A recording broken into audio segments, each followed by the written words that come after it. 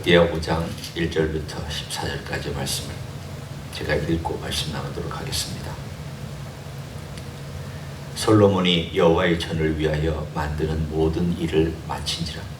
이에 솔로몬이 그의 아버지 다윗이 드린 은과 금과 모든 기구를 가져다가 하나님의 전 곳간에 두었더라. 이에 솔로몬이 여호와의 언약궤를 다윗성 곧 시온에서부터 메어 올리고자 하여 이스라엘 장로들과 모든 지파의 우두머리 곧 이스라엘 자손의 족장들을 다 예루살렘으로 소집하니 일곱째 달 절기에 이스라엘 모든 사람이 다 왕에게로 모이고 이스라엘 장로들이 이름에 레위 사람들이 궤를 매니라. 궤와 회막과 장막 안에 있는 모든 거룩한 기구를 메고 올라가되 레위인 제사장들이 그것들을 메고 올라가매 솔로몬 왕과 그 앞에 모인 모든 이스라엘 회중이 궤 앞에서 양과 소로 제사를 드렸으니 그 수가 많아 기록할 수도 없고 셀 수도 없었더라. 제사장들이 여호와의 언약궤를 그 처소로 메어 드렸으니 곧 본전 지성소 그룹들로 날개하리라. 그룹들이 궤 처소 위에서 날개를 펴서 궤와 그 채를 덮었는데 그 채가 길어서 궤에서 나오므로 그 끝이 본전 앞에서 보이나 밖에서는 보이지 아니하며 그 궤가 오늘까지 그곳에 있으며 궤 안에는 두 돌판 외에 아무것도 없으니 이것은 이스라엘 자손이 애굽에서 나온 후 여호와께서 그들과 언약을 세우실 때에 모세가 호렙에서 그 안에 넣은 것이다. 이때에는 제사장들이 그 반열대로 하지 아니하고 스스로 정결하게 하고 성소에 있다가 나오매 노래하는 레위 사람 아삽과 헤만과 여두둔과 그의 아들들과 형제들이 다 세마포를 입고 제단 동쪽에 서서 재금과 비파와 수금을 잡고 또 나팔 부는 제사장 120명이 함께 서 있다가 나팔 부는 자와 노래하는 자들이 일제히 소리를 내어 여호와를 찬송하며 감사하는데 나팔 불고 재금 치고 모든 악기를 울리며 소리를 높여 여호와를 찬송하여 이르되 선하시도다. 그의 자비하심이 영원히 있도다 하매 그때 여호와의 전에 구름이 가득한지라.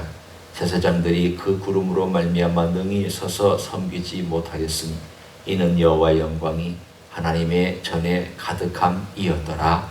아멘. 오늘 5장에 나타난 이 사건은 우리가 잘 알고 있는 일곱째 달, 흔히 얘기하는 초막절, 장막절에 치러진 행사입니다. 이 절기는 3대 절기 중에 제일 즐겁고 흥겨운 절기입니다. 추수가 다 끝나고 또 이스라엘의 모든 애쓰고 땀 흘렸던 것들의 그 결실을 가지고 다 예루살렘과 그 인근에 모여서 나뭇잎으로 초소를 만들어서 거기에 일주일을 거하면서 하나님을 찬양하고 말씀 듣고 하나님의 귀한 은혜를 서로 나누는,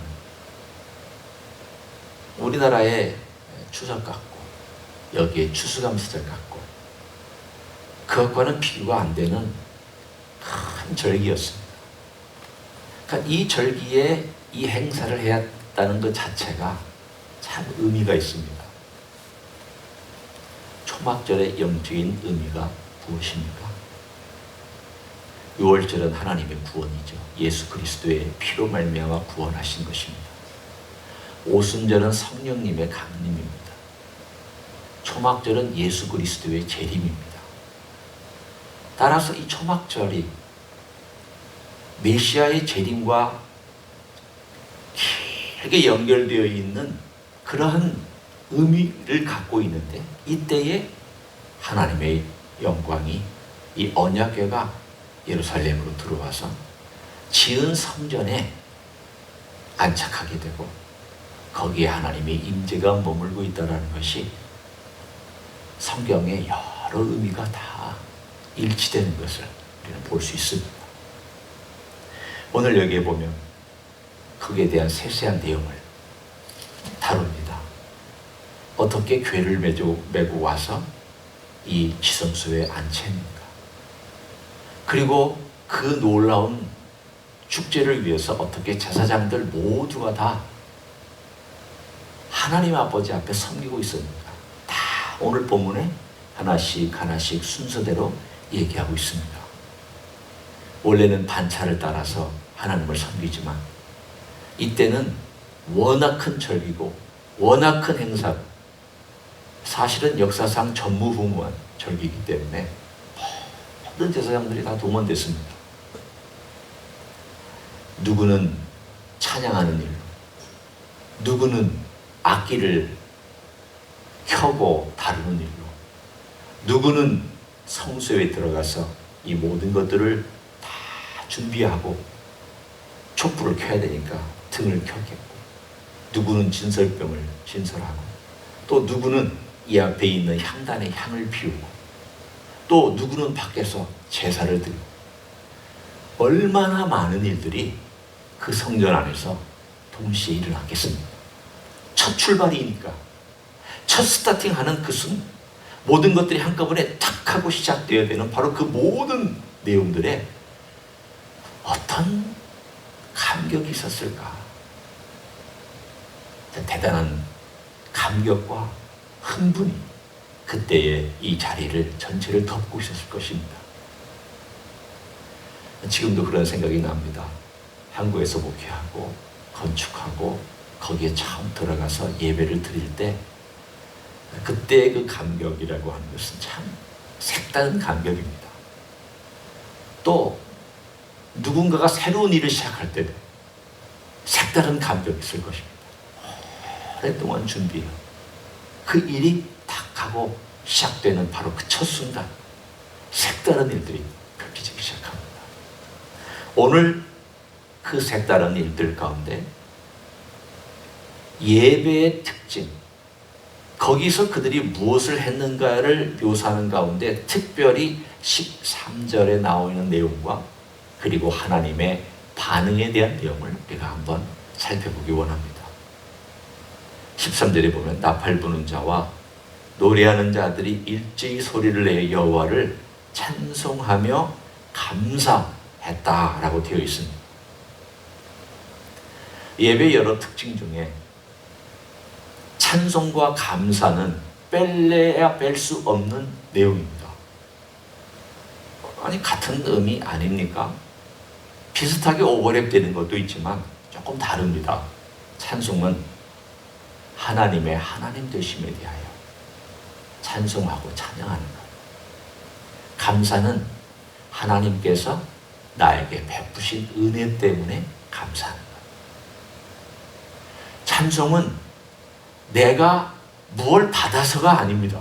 하나님이 그냥 하나님 되심, 하나님의 크심이, 하나님의 그 성품과 속성이, 그 하나님의 그 놀랍고 광대하심이 그냥 놀랍고 그냥 경이롭고 그냥 그분 자체가 워낙 받으셔야 하기 때문에 경배를 받으셔야 하기 때문에 그냥 드리는 그것, 그걸 찬송이라고 찬양이라고 얘기할 수 있습니다.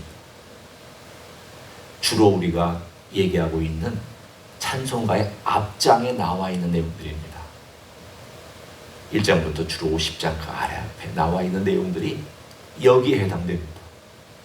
감사는 하나님이 저에게 어떤 은혜를 베푸셨느냐, 주님 저를 구원해 주셔서 감사합니다, 은혜를 베풀어 주셔서 감사합니다, 동행해 주셔서 감사합니다, 자식을 주셔서 감사합니다, 또 이런 일들을 행해 주셔서 감사합니다, 우리 나라를 위해서, 우리 교회를 위해서, 혹은 우리 가정을 위해서, 저를 위해서 이런 큰 일을 행하셨으니 감사합니다. 찬송가의 뒷부분, 뒤에 우리 성령 하나님, 성자 하나님, 성부 하나님을 찬양하는 그런 내용을 빼고 나서의 대부분의 찬송가에 있는 내용들이 이 감사에 해당이 됩니다. 이 두 가지는 크게 우리가 하나님께 예배드릴 때 필요한 내용들입니다. 여기에 모든 악기와 모든 제사장들의 목소리와 모든 성심성의를 다해서 하나님을 찬양하고 하나님을 감사하는, 꽤 감사하는 이런 모든 것들이 사실은 예배에서 가장 중요한 요소라고 할 수 있습니다. 그랬더니 하나님께서 오늘 본문에 반응을 보이셨습니다. 어떻게 반응을 보이셨습니까? 빽빽한 구름이 성전에 와서 가득 차고 얼마나 가득 찼는지 그 영광 때문에 제사장들이 서서 하나님을 섬길 수 없어서 아마도 본문에는 정확하게 표현하지 않았지만 무릎 꿇었든지 엎드렸든지 아마 둘 중에 하나의 어떤 행동을 한 것으로 본문에 나옵니다. 여러분은 이 장면을 볼 때 비슷한 장면이 떠오르지 않습니까? 출애굽기 40장에 똑같은 장면이 나옵니다. 하나님의 성막을 만들었을 때 그리고 모든 기구들을 다 그곳에 갖다 놨을 때에 하나님의 영광이 성막에 머물러서 그 구름이 빽빽하게 덮고 그 영광이 회막을 덮었다. 출애굽기 40장. 오늘 본문에 나와 있는 것처럼 여호와 전에 구름이 가득했다. 여호와 영광이 하나님의 전에 가득했다. 똑같은 표현입니다. 이 두 가지의 내용을 보면 하나님의 영광을 다 드러내시지 아니하고 구름으로 가렸습니다. 이 구름은 묘합니다. 선지서에 보면은 하나님은 빽빽한 구름 가운데 빽빽한 흑암 가운데 계시겠다고 하였사오나 라고 말한 이 표현을 보면 하나님께서 우리에게 드러나실 때에 우리에게 자기 자신을 보여주실 때에 그 영광을 다 보여줄 수가 없어서 구름으로 가립니다. 구름은 한편으로는 하나님의 영광을 드러내는 수단이기도 하지만 한편 다른 편으로는 하나님의 영광을 가려주는 그러한 내용이기도 합니다. 만약 구름이 하나님의 영광을 가려주지 않았다면 어떤 사람도 그 앞에서 설 수 없습니다. 죽습니다. 감당 안 됩니다. 제사장들이 엎드리는 정도에서 머물지 않습니다. 그러나 하나님께서 이 땅에 임하실 때에 그래도 섬기는 제사장들을 보호하시기 위해서 구름 가운데 임하셨고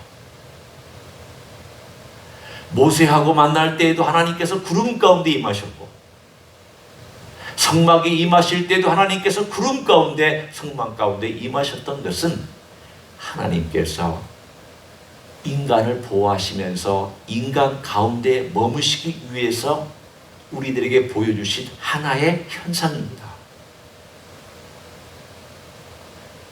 거룩한 하나님께서, 크신 하나님께서, 영광스러운 하나님께서 어떻게 이 땅 위에 머물 수 있습니까? 이 죄 많고 오염되고 썩은 세상에 어떻게 하나님 계실 수 있습니까?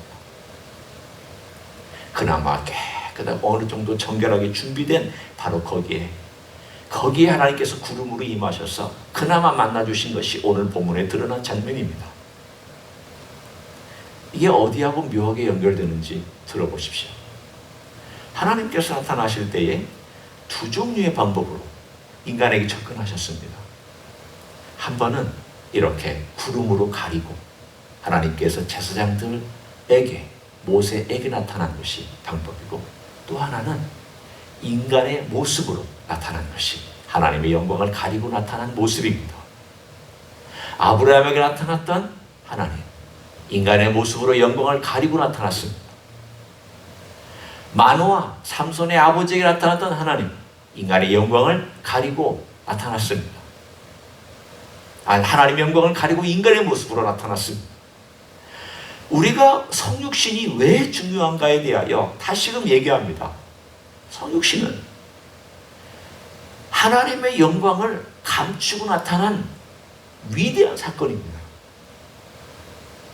이 모든 구약에 있는 이야기를 다 종합해서 하나님께서 드디어 그 일을 행하신 사건입니다. 인간으로 나타난 적이 있었던 성자 하나님께서 구름의 영광 가운데서 그 영광을 다 드러내시지 않았던 그 영광을 인간의 육체로 다 감추시고 인간의 육체로 모든 영광을 다 칼무리하시고 드러나시지 않고 누구든지 와서 접근할 수 있는 그 영광으로 나타나신 사건이 성육신입니다. 따라서 우리는 출애굽기 40장을 볼 때 그리고 역대하 5장을 볼 때 뭘 생각해야 되냐면 하나님께서 인간 가운데 함께 하신 임마누엘의 전초적인 사건이라면 그 임마누엘을 이루신 사건이 성육신이구나. 그런데 그때에는 구름으로 하나님의 영광을 가렸지만 이제는 구름으로 가린 것이 아니라 우리의 육체, 피, 살, 뼈, 우리가 가지고 있는 이러한 것들로 하나님의 영광을 가렸구나. 그래서 누구든지 다가올 수 있도록, 과거에는 제사장만 다가올 수 있었고 그것도 겨우 다가올 수 있었지만 이제는 누구든지 어느 때나 어느 장소에서나 다가올 수 있도록 그렇게 해주신 것이 바로 성육신 임마누엘입니다. 임마누엘은 생각하면 생각할수록 신비합니다. 성육신을 생각하면 생각할수록 절묘하고, 어쩌면 하나님께서 이렇게 구약에 있는 것들을 이렇게 다 합치셨을까? 구약에 있는 모든 것들을 다 종합하셨을까? 내가 너희와 함께 하겠다. 이 모든 것들을 이루시는 방법이 이거일까? 누가 하기로 오신 예수님을 두려워했습니까? 누가 하기로 오신 예수님을 무서워서 떨었습니까? 다 가까이 와서 경배했지만 가까이 왔고, 목자들도 경배했지만 가까이 왔고, 마리아도 자기 몸으로 나왔지만 가까이 있었고, 요셉도 자기 아들이라고 했으면 어답트한 아들이지만 그러나 가까이 있었고, 그의 형제들도 가까이 있었고, 이웃들도 가까이 있었고, 그의 제자들도 가까이 있었고, 그런 주님은 우리하고도 가까이 계신 줄로 믿습니다. 주님 가까이 계십니다. 오늘의 이야기는 우리의 수준으로 내려와 주신 예수님께서 구약의 모든 것들을 종합하셨구나. 그리고 성육신으로 우리에게 가까이 오셨구나. 우리의 수준으로 내려오셔서 우리 외에 맞춰주셨구나.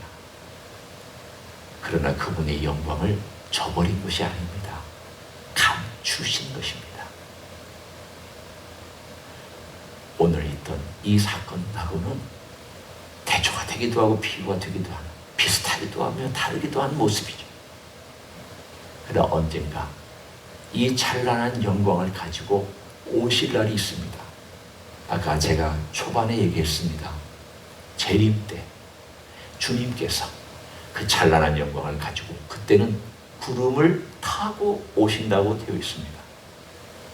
묘하지 않습니까? 구름은 주님과 연결되어 있습니다. 성막의 구름으로 임하셨던 영광, 솔로몬의 성전에 구름의 영광으로 임하셨던 영광, 그러나 육체를 입고 그냥 회를 단신으로 이 땅에 오셨던 예수님께서 다시금 오실 때에는 구름 타고 영광 가운데, 그 찬란한 가운데 이 땅에 오실 것이라고 말씀하고 있습니다. 그 일이 초막절에 오늘 본문에 이루어지고 있습니다. 재림과 연결되어 있습니다.